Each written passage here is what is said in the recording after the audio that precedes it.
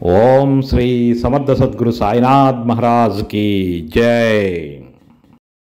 ఓం సాయిరామ్. శ్రీ సాయినాథాయ నమః. శ్రీ సాయి సచ్చరిత్రము 36వ అధ్యాయం. ఇద్దరు గోవా పెద్ద మనుషులు. ఔరంగాబాద్కర్ భార్య. ఇద్దరు గోవా పెద్ద మనుషులు. ఒకనాడు గోవా నుండి ఇద్దరు పెద్ద మనుషులు బాబా దర్శనములకై వచ్చి బాబా పాదములకు సాష్టాంగముగా నమస్కరించిరి. ఇద్దరూ కలిసి వచ్చినప్పటికీ బాబా వారిలో ఒకరిని 15 రూపాయలు దక్షిణ ఇమ్మనెను. ఇంకొకరు అడగకుండగానే 35 రూపాయలు ఇవ్వగా అందరినీ ఆశ్చర్యం కలుగునట్లుగా బాబా నిరాకరించెను. అక్కడున్న శ్యామ బాబానిట్లడిగెను, ఇది ఏమి? ఇద్దరూ కలిసి వచ్చిరి. ఒకరి దక్షిణ ఆమోదించివి, రెండవ వానిది తిరస్కరించితివి, ఎందులకి భేదభావము? బాబా ఇట్లు జవాబిచ్చెను, శ్యామ, ఎందులకు నీకేమీనూ తెలియదు. నేనెవరి వద్ద ఏమీనూ తీసుకొనను. మసీదుమాయి బాకీని కోరును. బాకీ ఉన్నవాడు చెల్లించి రుణ విమోచన పొందును. నాకిల్లు కానీ ఆస్తి కానీ కుటుంబము కానీ కలవా? నాకేమీ అక్కర్లేదు. నేనెప్పుడునూ స్వతంత్రుడను. రుణము, శత్రుత్వము, హత్య చేసిన దోషము చెల్లించియే తీరవలను. దాన్ని తప్పించుకున్న మార్గము లేదు. పిమ్మట బాబా తన విశిష్ట ధోరణిలో నిట్లనేను. ప్రప్రథమమున అతడు పేదవాడు. ఉద్యోగం దొరికినచో మొట్టమొదటి నెల జీతము నిచ్చేదనని తన ఇష్టదైవమునకు మొక్కెను. అతనికి నెలకు 15 రూపాయల ఉద్యోగము దొరికెను. క్రమముగా జీతము పెరిగి 15 రూపాయల నుంచి 30 రూపాయలు, 60 రూపాయలు, 100 రూపాయలు, 200 రూపాయల వరకు హెచ్చెను. తుదకు 700 రూపాయలకు హెచ్చెను. అతడు ఐశ్వర్యమును అనుభవించు కాలమందు తన మ్రొక్కును మరచెను. అతని కర్మఫలమే అతని ఇటుకు ఈడ్చుకొని వచ్చినది. ఈ మొత్తమునే 15 రూపాయలు నేను దక్షిణ రూపంగా నడిగి తిని. ఇంకొక కథ. సముద్ర తీరమున తిరుగుచుండగా ఒక పెద్ద భవనము వద్దకు వచ్చి దాని వసారాపై కూర్చుంటిని. యజమాని నన్ను బాగుగా ఆదరించి చక్కని భోజనము పెట్టెను. బీరువా పక్కన శుభ్రమైన స్థలము చూపి అక్కడ పరుండమన్ను. నేనక్కడ నిద్రపోయి తిని. నేను గాఢ నిద్రలో నుండగా ఆ మనిషి ఒక రాతి పలకను లాగి గోడకు కన్నము చేసి లోపల ప్రవేశించి నా జేబులోనున్న ద్రవ్యమంతయు దొంగలించెను. నేను లేచి చూసుకొనగా 30,000 రూపాయలు పోయినవి. నేను మిగుల బాధపడి తిని ఏడ్చుచూ కూర్చుంటిని. పైకమంతయు నోట్ల రూపముగా నుండెను. ఆ బ్రాహ్మణుడే దానిని దొంగిలించెనని అనుకుంటుని. భోజనము నీరు రుచించవయ్యను.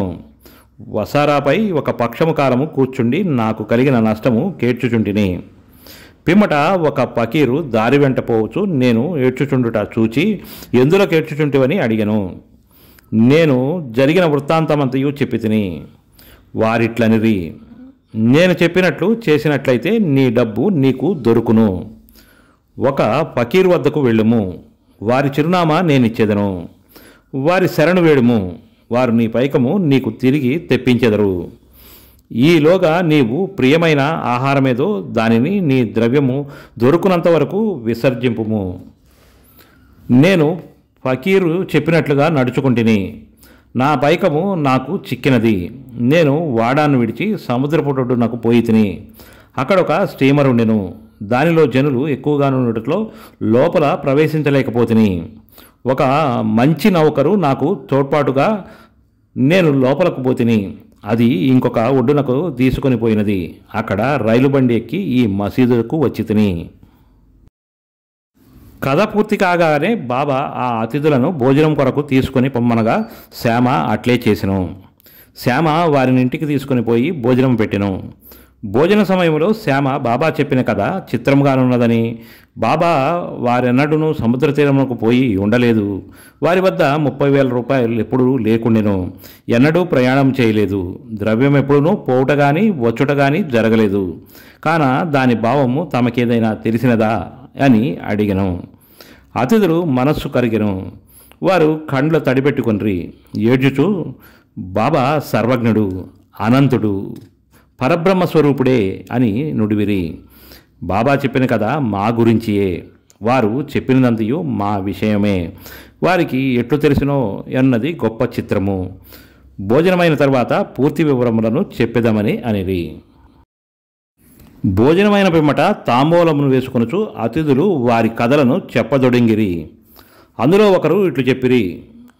లోయాలోనున్న ఊరు మా స్వగ్రామము. జీవనోపాధికై నేను ఉద్యోగం సంపాదించి గోవా వెళ్ళి తిని, నాకు ఉద్యోగము లభించినచో నా మొదటి నెల జీతము నిచ్చేదనని దత్తదేవునికి మొక్కుకొంటిని. వారి దయ వల్ల నాకు 15 రూపాయల ఉద్యోగం దొరికెను. నాకు క్రమంగా జీతము బాబా చెప్పిన ప్రకారం 700 రూపాయల వరకు హెచ్చినది. నా మొక్కును నేను మరచితిని. దానిని బాబా ఈ విధంగా జ్ఞప్తికి తెచ్చి నా వద్ద 15 రూపాయలు తీసుకొనిరి. అది దక్షిణ కాదు, అది పాత బాకీ, తీర్చుకొనక మరచిన మొక్కును చెల్లించుట. నీతి. బాబా ఎన్నడూ డబ్బు భిక్షమెత్తలేదు. సరికదా తన భక్తులను కూడా భిక్షమెత్తుకొనుటకు ఒప్పుకొనలేదు. వారు ధనమును ప్రమాదకారిగాను పరమమును సాధించుటకు అడ్డుగాను భావించువారు. భక్తులు దానిని చేతులలో చిక్కకుండా కాపాడేవారు. ఈ విషయమున భక్త మహల్సాపతి ఒక నిదర్శనము. అతని మిక్కిలి పేదవాడు. అతనికి భోజనము వసతికి కూడా జరుగుబాటు లేకుండెను. ఆయనను అతడు ద్రవ్యం సంపాదించుటకు బాబా అనుమతించలేదు. దక్షిణలో నుండి కూడా ఏమీ ఇయ్యలేదు. ఒకనాడు ఉదార వర్తకుడైన హంసరాజు అను బాబా భక్తుడొకడు చాలా ద్రవ్యమును ఆభాసుముఖమున మహల్సాపతికిచ్చెను. కానీ బాబా దానిని పుచ్చుకొనుటకు అనుమతించలేదు. పిమ్మట రెండవ అతిథి తన కథనిట్లు ప్రారంభించెను. నా బ్రాహ్మణ వంట మనిషి నా వద్ద 35 సంవత్సరముల నుండి నౌకరీ చేయుచుండెను. దురదృష్టమున వాడు చెడు మార్గంలో పడెను. వాని మనస్సు మారిపోయెను. వాడు నా ద్రవ్యమంతయు దొంగిలించెను. రాతి పలకను తొలగించి ధనము దాచిన భోషాణమున్న గదిలో ప్రవేశించి నా ఆస్తి సర్వస్వమును అనగా 30,000 రూపాయల కరెన్సీని దొంగిలించి పారిపోయెను. బాబా సరిగా ఆ మొత్తముని ఎట్టు చెప్పగలిగినో నాకు తెలియదు. రాత్రింబవళ్ళు ఏడ్చుచూ కూర్చుంటిని. నా ప్రయత్నములన్నీను విఫలమైనవి. ఒక పక్షము వరకు చాలా ఆరాటపడితిని.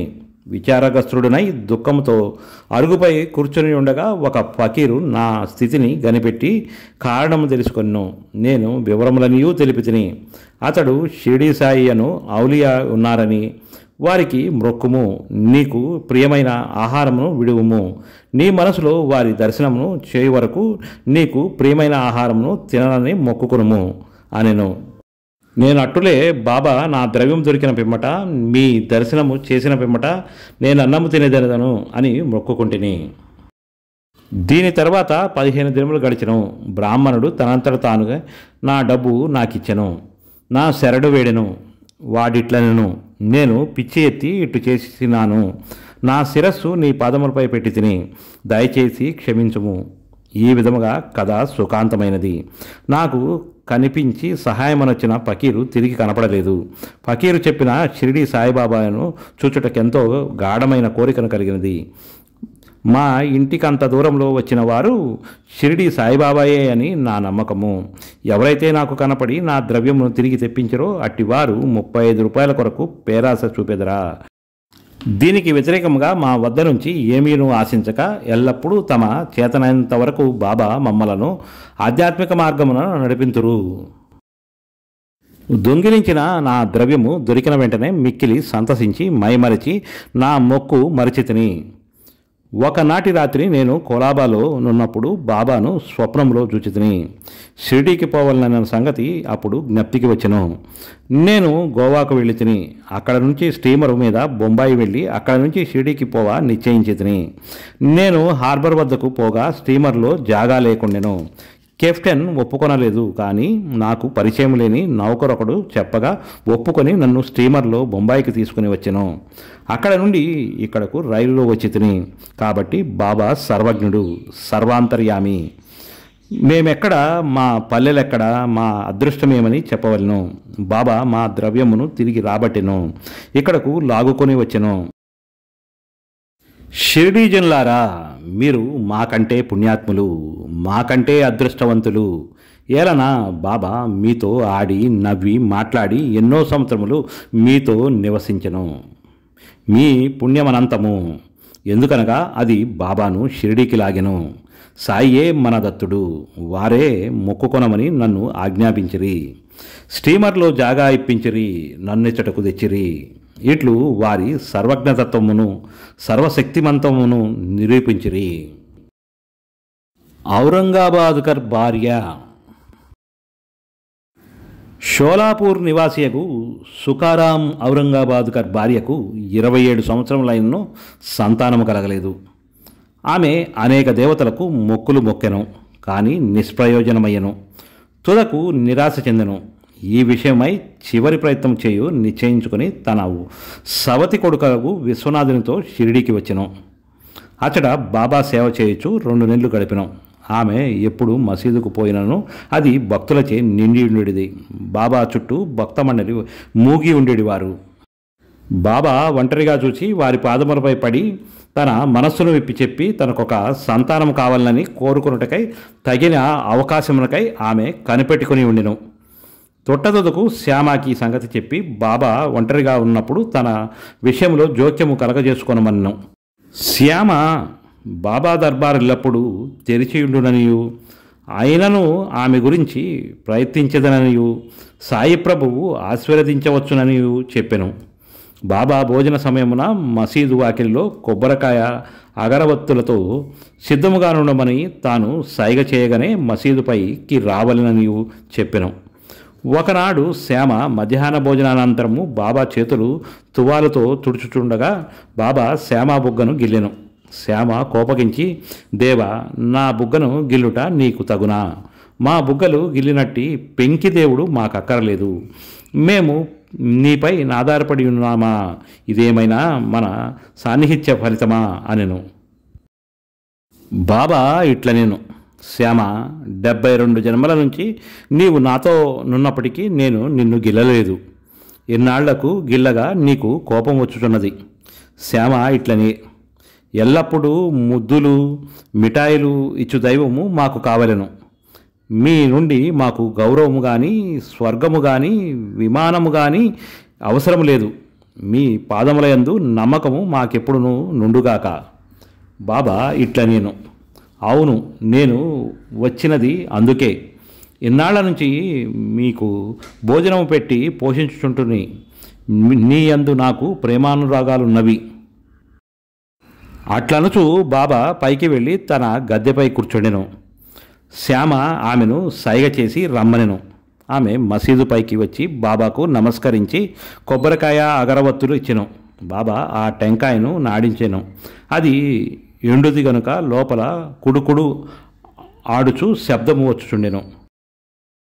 బాబా, శ్యామ, ఇది గుండ్రముగా లోపల తిరుగుచున్నది. ఇది ఏమనుచున్నదో విను.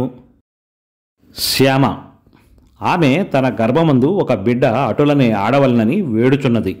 కాన టెంకాయను నీవు ఆశీర్వాదముతో నిమ్ము. బాబా, టెంకాయి బిడ్డను ప్రసాదించునా? అట్టనుకున్నటకు ప్రజలంతా అమాయకులు. శ్యామ, నీ మాటలు మహిమయు ఆశీర్వాద ప్రభావమును నాకు తెలియను. నీ ఆశీర్వాదమే ఆమెకు బిడ్డల పరంపరను ప్రసాదించును. నీవు మాటలచే కాలయాపన చేయుచు ఆశీర్వాదమును ఇవ్వకున్నావు. ఆ సంవాదము కొంతసేపు జరిగెను. బాబా పదే పదే టెంకాయను కొట్టమనుచుండెను. శ్యామ టెంకాయను కొట్టకుండా నా స్త్రీకే ఇవ్వమని వేడుచుండెను. తుదకు బాబా లొంగి ఆమెకు సంతానం కలుగునని అనెను. ఎప్పుడని శ్యామ అడిగెను. 12 మాసములలో బాబా జవాబిచ్చెను. టెంకాయను పగలగొట్టిరి. ఒక చిప్పను ఇరువురు తినిరి. 2వ చిప్ప ఆమెకిచ్చిరి.